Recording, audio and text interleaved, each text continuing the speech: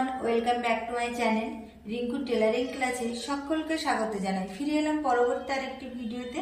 আজকে আমি দেখাবো যে সামনের ডিজাইন থাকলে সেই চুড়িদারের পিস কিভাবে আমরা কাটিং করব। আমি তোমাদেরকে দেখিয়েছি যে 2 ভাঁজ 4টে পার্ট করে আমরা চুড়িদার কাটিং করব, কিন্তু এখানে যদি সামনে ডিজাইন থাকে তাহলে আমরা কি করে চুড়িদার কাটিং করব সেটাই আমি তোমাদেরকে দেখাবো। তো আমি প্রথমেই দেখাবো, দেখো এই যে চুড়িদারটা আমি এখানে ভাঁজ করেছি, তার আমি প্রথমেই এখান থেকে এইটা আমরা ঝুল নিয়েছি 42 ইঞ্চি। তারপরে দেখো এইখান থেকে কাঁধ অর্থাৎ কি এটা আমাদের পুটের মাপ, এখান থেকে এইটা পুট নিয়েছিলাম। আবার এখান থেকে আমরা এই মোহরার লাইনটা নামিয়েছি। তারপরে ছাতি নিয়েছিলাম 10 ইঞ্চি আর তার সাথে প্লাস করেছিলাম 2 ইঞ্চি এক্সট্রা নিয়েছিলাম। তারপরে এইখান থেকে শেস্ত নিয়েছিলাম।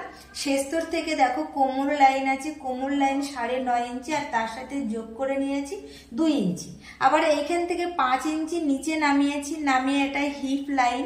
হিপ লাইনের আমাদের হিপের মাপ আছে 10.5 ইঞ্চি আর তার সাথে যোগ করেছি আমি 2 ইঞ্চি। এইবার দেখো ঝুলের এখানে ঘেরটা আছে আমাদের 12 ইঞ্চি। 12 ইঞ্চিটাকে যখন দেখো আমরা এরকম ভাবে মেলে দেবো তখন কিন্তু আমাদের 24 ইঞ্চি হবে। তো যাই হোক, দেখো এইটা হলো ঘের।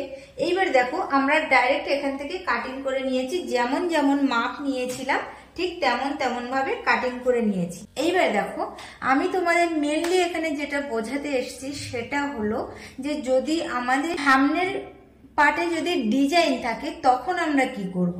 তো দেখো এখানে আমি পিছনের পার্টটা তোমাদের দেখিয়েছি, এখানে কোনো ডিজাইন নেই। তবে চলো সামনের পার্টে দেখাও। দেখো এটা হলো আমাদের সামনের পার্ট। তো সামনের পার্টে এখানে আমাদের ডিজাইন আছে।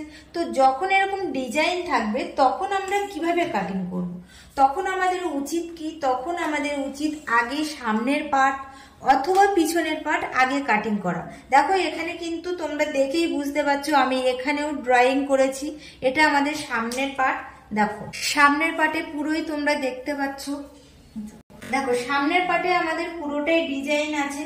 তো দেখো এখানে আমাদের সামনের, ওখানে আমি পিছনের পার্ট আমি গোল কাট করেছি, কিন্তু সামনে দেখো একটু পান টাইপের আছে, যার জন্য এখানে কিন্তু আমাকে উনি বলেছিল ছোট্ট গলা করতে। কি ছোট্ট গলা আমি এই কারণেই করিনি, দেখো এখানে সম্পূর্ণ একটা ডিজাইন আছে।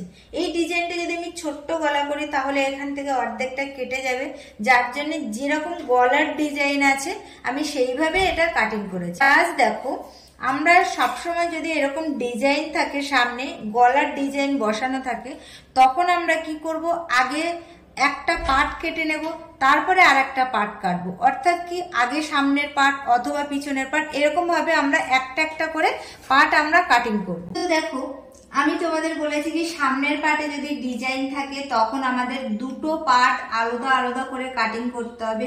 এখানে দেখো আমি পিছনের পার্ট আলাদা কাটিং করেছি, আবার সামনের পার্টও আলাদা কাটিং করে নিয়েছি।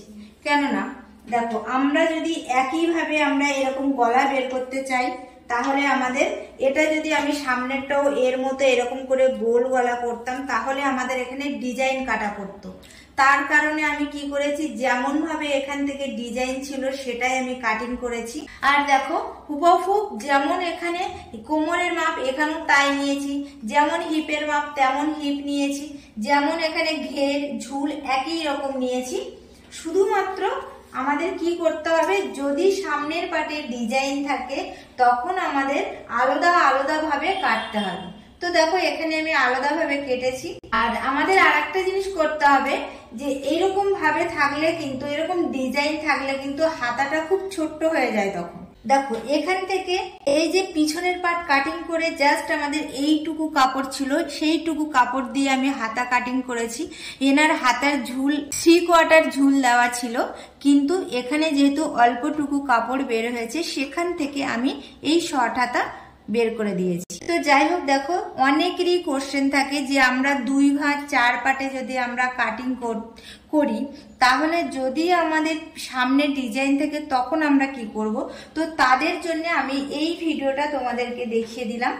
তো ভিডিওটা ভালো লাগলে লাইক কমেন্ট শেয়ার করো আর সাবস্ক্রাইব করতে ভুলো না। আর তোমরা বুঝতেই পারছো এখন পুজোর সময় প্রচুর চাপ আছে, তো সেইভাবে আমি ভিডিও দিতে পারছি না। তো যেটুকু ভিডিও দিতে পারছি তোমরা সেইটুকুই দেখো, আর পুজোর পরের থেকে রেগুলার ভিডিও যাবে।